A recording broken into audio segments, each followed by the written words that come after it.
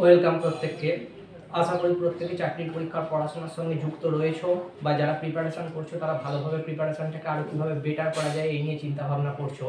তো সেই দিকে লক্ষ্য রেখে তোমরা আমাকে একটা রিকোয়েস্ট করেছিলে যে প্রিভিয়াস ইয়ার প্রশ্নপত্রের ওপর, মানে প্রিভিয়াস ইয়ার প্রশ্নপত্র কী কী আসছে প্রশ্ন, সেগুলো নিয়ে একটা বিস্তারিত ভিডিও করবা।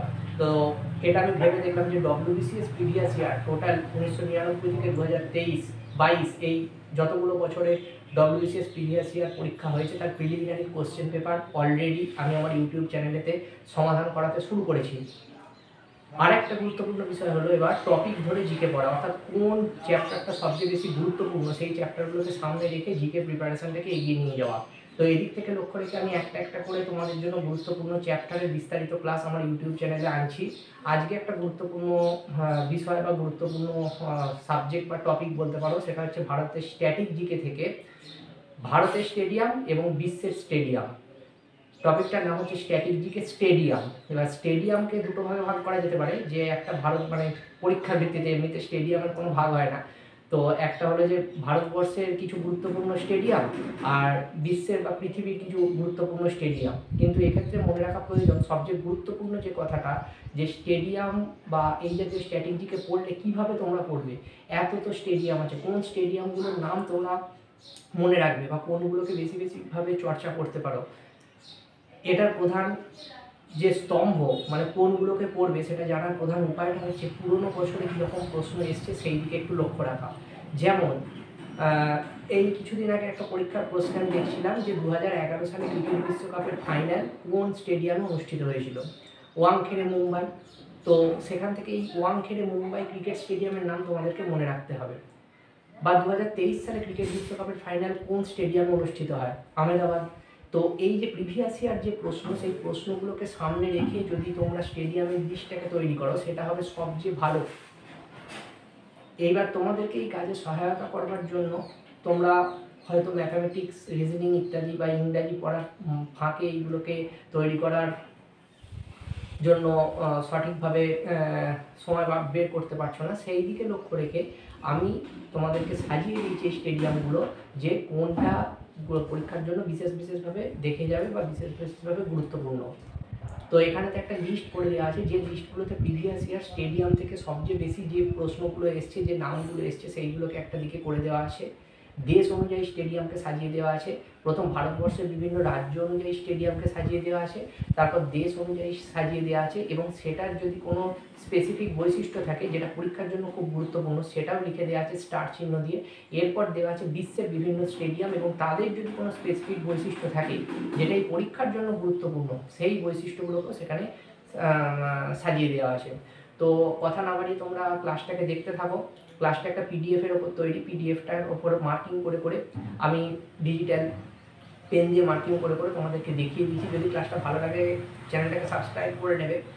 আর যদি মনে হয় যে এটা বন্ধুদের সঙ্গে শেয়ার করলে তাদের কিছু উপকার হতে পারে, তো ভিডিওটা তোমরা বন্ধুদের সঙ্গে শেয়ার করতে পারো। থ্যাংক ইউ প্রত্যেককে, যুক্ত থাকো আমাদের ইউটিউব চ্যানেলের সঙ্গে। আর ডেলি মক দিতে থাকো, মকগুলো এমনভাবে দাও যাতে যেগুলো প্রিভিয়াস ইয়ার প্রশ্নপত্রের ওপর তৈরি। Thank you.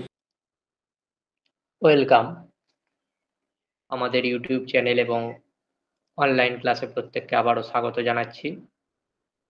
তোমরা যারা চাকরি পরীক্ষার জন্য প্রিপারেশন নিচ্ছ তাদের প্রত্যেকেই প্রায় কম বেশি জানো যে জিকেটা তোমাদের ক্ষেত্রে কতটা ইম্পর্টেন্ট ভূমিকা নিয়ে থাকে। তো সেই দিকে লক্ষ্য রেখে জিকেকে এমনভাবে প্রস্তুতি নিতে হবে যাতে তোমাদের সেই জিকেগুলো কমন আসার সম্ভাবনা বৃদ্ধি পায়। তো আমরা সেই দিকে লক্ষ্য রেখে গুরুত্বপূর্ণ কয়েকটা টপিককে বেছে নিয়েছি যেগুলো চাকরির পরীক্ষার জন্য খুব গুরুত্বপূর্ণ এবং প্রিভিয়াস যেখান থেকে প্রচুর প্রশ্ন এসছে সেই দিকে লক্ষ্য রেখে এক একটা টপিক ধরে আমাদের ক্লাস শুরু হতে চলেছে। তোমরা ক্লাসটা শুরু থেকে শেষ পর্যন্ত দেখো, আশা করি ক্লাসটা ভালো লাগবে। এবং এই ক্লাসের যে স্টাডি মেটেরিয়ালের পিডিএফ সেটা তোমরা তোমাদের হোয়াটসঅ্যাপ গ্রুপে পেয়ে যাবে। তো আমাদের পেড ব্যাচের এটা একটা গুরুত্বপূর্ণ ক্লাস। তো পেড ব্যাচের এই ক্লাসটা আমি প্রত্যেকের জন্য লিঙ্কটা ওপেন করলাম যাতে তোমরা প্রত্যেকে দেখতে পারো। তো বেশি কথা না বলে শুরু করছি আজকের ক্লাসটা। তোমরা প্রত্যেকে তাড়াতাড়ি জয়েন হয়ে যাও। এটা একটা রেকর্ডেড ভিডিও। তো পিডিএফটাতে আমরা চলে এলাম, তোমরা প্রত্যেকেই কম বেশি একটা পিডিএফ দেখতে পাচ্ছ, আশা করি অসুবিধে হচ্ছে না কারো। টপিকটার নাম হচ্ছে গুরুত্বপূর্ণ স্টেডিয়াম। এই স্টেডিয়াম একটা হচ্ছে ভারতবর্ষের স্টেডিয়াম আর একটা হচ্ছে ইন্টারন্যাশনাল স্টেডিয়াম। এই দুটো ভাগে ভাগ করে আমরা টপিকটাকে পড়ব। প্রথম ভারতবর্ষের গুরুত্বপূর্ণ স্টেডিয়াম। দেখো, প্রথম যে পয়েন্টটা পরীক্ষায় এসেছিল, বিশ্বের সবচেয়ে বেশি ক্রিকেট স্টেডিয়াম ভারতবর্ষে আছে, সবচেয়ে বেশি। এর পরবর্তীতে যে দেশ অবস্থান করছে সেটা হচ্ছে পাকিস্তান। পাকিস্তানে ক্রিকেট স্টেডিয়ামের সংখ্যা প্রায় 16টা, আর ভারতবর্ষে ক্রিকেট স্টেডিয়ামের সংখ্যা 28টা প্রায়। তো অতটা ডেসক্রিপটিভ জানার প্রয়োজন নেই, যেটুকু জানতে হবে সেটা হচ্ছে বিশ্বের সবচেয়ে বেশি ক্রিকেট স্টেডিয়াম ভারতবর্ষে আছে। এটা কিন্তু গুরুত্বপূর্ণ পরীক্ষায় প্রশ্ন এসেছিল। দ্বিতীয়টা তোমরা জানো, রিসেন্ট পরীক্ষাগুলোতে প্রায়শই কোশ্চেন আসছে যে বিশ্বের বৃহত্তম ক্রিকেট স্টেডিয়াম কোনটা। বিশ্বের বৃহত্তম ক্রিকেট স্টেডিয়াম হচ্ছে, ওপরে নামটা লিখে দিয়েছি দেখো, নরেন্দ্র মোদী স্টেডিয়াম, যেটা গুজরাটের আহমেদাবাদে অবস্থিত। এটা ক্রিকেট স্টেডিয়াম। কখনো কখনো প্রশ্ন দেয় এটা কোন স্টেডিয়াম, ক্রিকেট, ফুটবল, হকি, সেই জন্য পাশে লেখা আছে ক্রিকেট। যেখানে 2023 সালে ক্রিকেট বিশ্বকাপের ফাইনাল অনুষ্ঠিত হয়েছিল। এটাও পরীক্ষায় প্রশ্ন দিয়েছে। যারা রিসেন্ট পরীক্ষাগুলো দিচ্ছ, সেন্ট্রাল এবং স্টেট দুটোতেই এই পরীক্ষা এখান থেকে প্রশ্ন এসছে, এবং ভারতকে হারিয়ে অস্ট্রেলিয়া জয়লাভ করেছিল। বিশ্বের দ্বিতীয় বৃহত্তম ক্রিকেট স্টেডিয়াম হচ্ছে মেলবোর্ন ক্রিকেট গ্রাউন্ড, যেটা আগে ছিল বৃহত্তম। এই নরেন্দ্র মোদী স্টেডিয়াম হওয়ার পর সেটা হয়ে গেছে দ্বিতীয় বৃহত্তম, যেটি ক্যাপিটাল জি নামে পরিচিত। এই প্রতিটা লাইন থেকে কিন্তু প্রিভিয়াস ইয়ার প্রশ্ন এসছে। 3 নম্বর হচ্ছে বিশ্বের সব থেকে ছোট ক্রিকেট স্টেডিয়ামের নাম হচ্ছে নিউজিল্যান্ডের ইডেন পার্ক। এটা নিউজিল্যান্ডের অকল্যান্ডে অবস্থিত। এটা থেকে কোনো প্রশ্ন এখনো পর্যন্ত আমি দেখতে পাইনি, কিন্তু তথ্যটা দিয়ে দিলাম, যদি ভবিষ্যতে প্রশ্ন পড়ে তো তোমরা উত্তরটা করতে পারবে।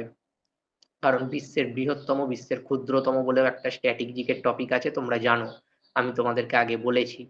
এরপর আছে ইডেন গার্ডেন্স, যেটা পশ্চিমবঙ্গের কলকাতায় অবস্থিত। এটাও একটা ক্রিকেট স্টেডিয়াম। কনস্টেবল পরীক্ষায় এখান থেকেই প্রশ্নটা দিয়েছিল, ইডেন গার্ডেন কোথায় অবস্থিত। এরপরে এটা সম্পর্কিত কি তথ্য আছে, এটা ভারতের প্রাচীনতম এবং দ্বিতীয় বৃহত্তম ক্রিকেট স্টেডিয়াম। দ্বিতীয় বৃহত্তম, তাহলে সবচেয়ে বড় হচ্ছে নরেন্দ্র মোদী ক্রিকেট স্টেডিয়াম, এরপরে হচ্ছে দ্বিতীয় বৃহত্তম হচ্ছে ইডেন গার্ডেন, কিন্তু ভারতবর্ষের মধ্যে এটা কিন্তু হচ্ছে প্রাচীনতম। 2011 সালের, এখানে একটু ভুল তথ্য দিয়েছি, এই তথ্যটা ওয়াংখেড়ে স্টেডিয়ামের সঙ্গে যাবে। সরি, 2011 সালের ক্রিকেট বিশ্বকাপ ফাইনাল অনুষ্ঠিত হয় এবং ভারত শ্রীলঙ্কাকে হারিয়ে জয়লাভ করে। এটা হচ্ছে মুম্বাইয়ের ওয়াংখেড়ে স্টেডিয়াম। সেই সম্পর্কিত এই তথ্যটা এখানে চলে এসছে ভুল করে, একটু ভুল হতে পারে, তোমরা একটুখানি ঠিকঠাক করে নিও। তো এটা হচ্ছে ওয়াংখেড়ে স্টেডিয়ামের তথ্য, যেটা মুম্বাইয়ে অবস্থিত। সেখানেতে বলেছে 2011 সালের যেটা ফাইনাল হয়েছিল ক্রিকেট বিশ্বকাপ, যেখানে ভারত শ্রীলঙ্কাকে হারিয়ে জয়লাভ করেছিল, ওয়াংখেড়ে স্টেডিয়াম। তো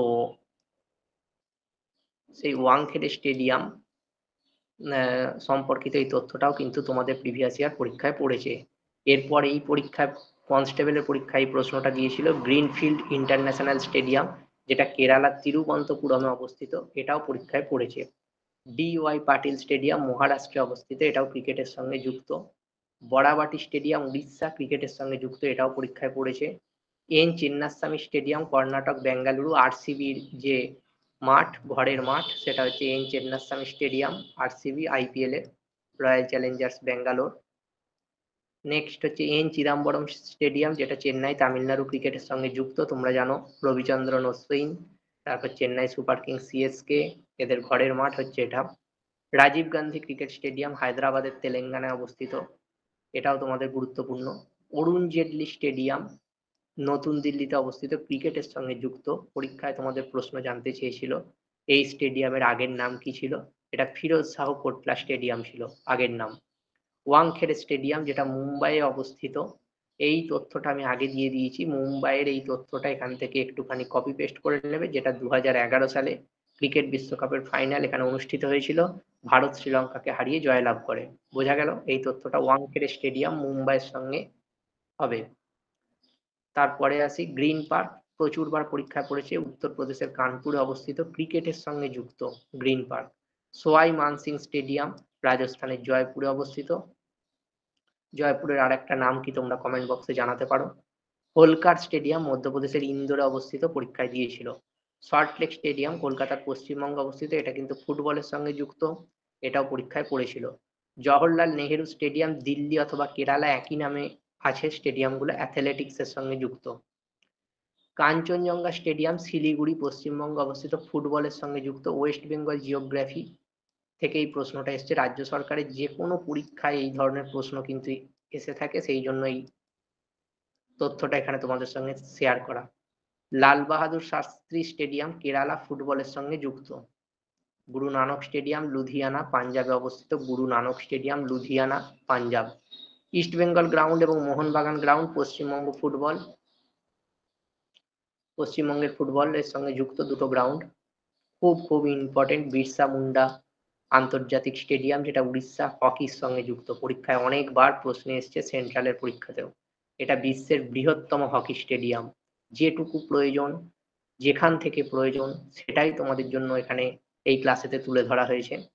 মেজর ধ্যানচাঁদ জাতীয় স্টেডিয়াম দিল্লি, এটা হকির সঙ্গে যুক্ত।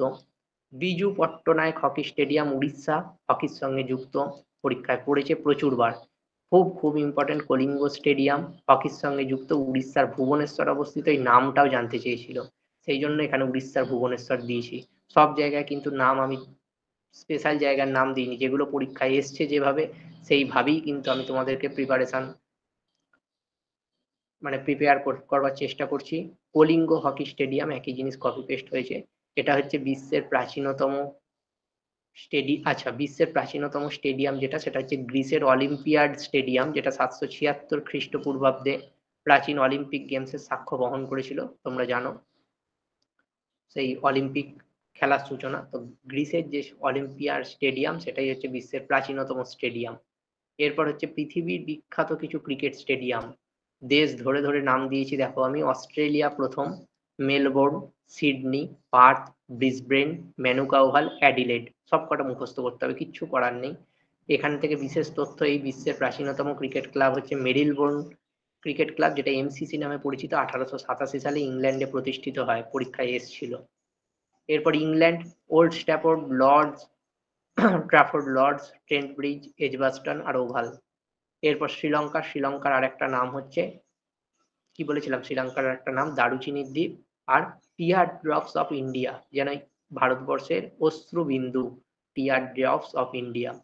সেখানকার স্টেডিয়াম প্রেমদাসা, পাল্লাকেলে, গলের নাম পরীক্ষায় এসেছিল, গল আন্তর্জাতিক স্টেডিয়াম।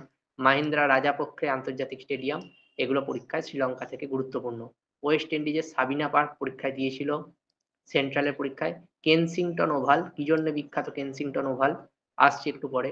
ব্রায়ান লারা স্টেডিয়াম, তোমরা জানো বিখ্যাত ক্রিকেটার ছিলেন ব্রায়ান লারা, তার নাম অনুসারে। ড্যারেন সামি স্টেডিয়াম, খুব ভালো টি20 ক্রিকেট খেলতেন ড্যারেন সামি, ওয়েস্ট ইন্ডিজের, তার নাম অনুসারে কুইন্স পার্ক। এগুলো হচ্ছে ওয়েস্ট ইন্ডিজের বিখ্যাত cricket stadium. England, Lord's, Trent Bridge, Edgbaston Oval, Old Trafford, এগুলো। 2024 সালের যে টি20 বিশ্বকাপের ফাইনাল হয়েছিল, সেটা হয়েছিল বার্বাডোসের কেনসিংটন ওভালে। এই যে কেনসিংটন ওভাল, এখানে হয়েছিল, ভারত দক্ষিণ আফ্রিকাকে হারিয়ে জয়লাভ করেছিল। 2024 সালের টি20 তোমরা প্রায় প্রত্যেকেই জানো। এরপর সাউথ আফ্রিকার ওয়ান্ডার স্টেডিয়াম, যেটা জোহেন্সবার্গে অবস্থিত, খুব সম্ভবত এখানে প্রয়োজন নেই, তাও বলে রাখি, 2003 সালের ক্রিকেট বিশ্বকাপের ফাইনাল হয়েছিল, যেখানে ভারতের সঙ্গে অস্ট্রেলিয়া মুখোমুখি হয়েছিল।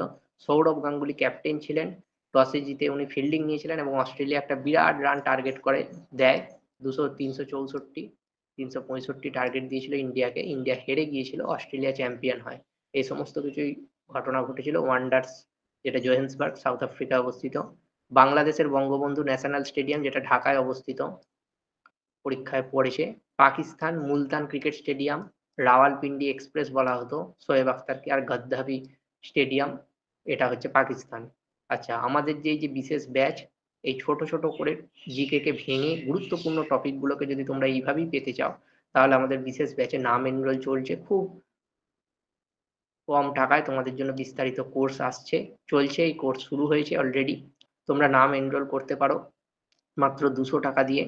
কোর্স ফি ছিল 300 টাকা, আমরা প্রথম 20 জনকে মাত্র 200 টাকা এই কোর্স ফিটা দেবো। এই কোর্সেতে থাকছে প্রায় 60টা গুরুত্বপূর্ণ এইরকম স্ট্যাটিক জিকের টপিক পিডিএফ সমেত, 60টা গুরুত্বপূর্ণ স্ট্যাটিক জিকের টপিক এইরকম পিডিএফ সমেত। পিডিএফ তোমরা পেয়ে যাবে, এই নাম্বারতে একটা হোয়াটসঅ্যাপ করে নেবে। যাবতীয় কিছু জানার এখানে জেনেছো, শুধু শুধু হোয়াটসঅ্যাপ করো না, যদি তোমরা ভর্তি হতে চাও তবেই হোয়াটসঅ্যাপ করো। ইতিমধ্যে স্টুডেন্ট প্রচুর নাম এনরোল করাচ্ছে, তো তোমরা এরকম রেকর্ডেড ক্লাস পাবে। আর তোমাদের জন্য সপ্তাহে একটা করে লাইভ ক্লাস আমি দেবো, যেখানে তোমাদের সমস্যার সমাধান, জিকে সমস্যা কি অসুবিধা হচ্ছে প্রত্যেকের কাছ থেকে ইন্ডিভিজুয়াল আমি জানতে চাইবো। ঠিক আছে, ক্লাসটা শুরু থেকে শেষ পর্যন্ত দেখার জন্য ধন্যবাদ। থ্যাংক ইউ প্রত্যেককে। যদি চ্যানেলটা ভালো লাগে সাবস্ক্রাইব করে দাও, শেয়ার করে দাও বন্ধুদের সঙ্গে ক্লাসটা। আর তোমরা যদি প্রিপারেশন এখন থেকে শুরু করতে চাও WBSSC group C, group D এবং তোমরা রেল গ্রুপ ডি, তাহলে এখন থেকে টপিক ধরে ধরে চর্চা শুরু করো, আশা করি তোমাদের উপকার হবে। Thank you.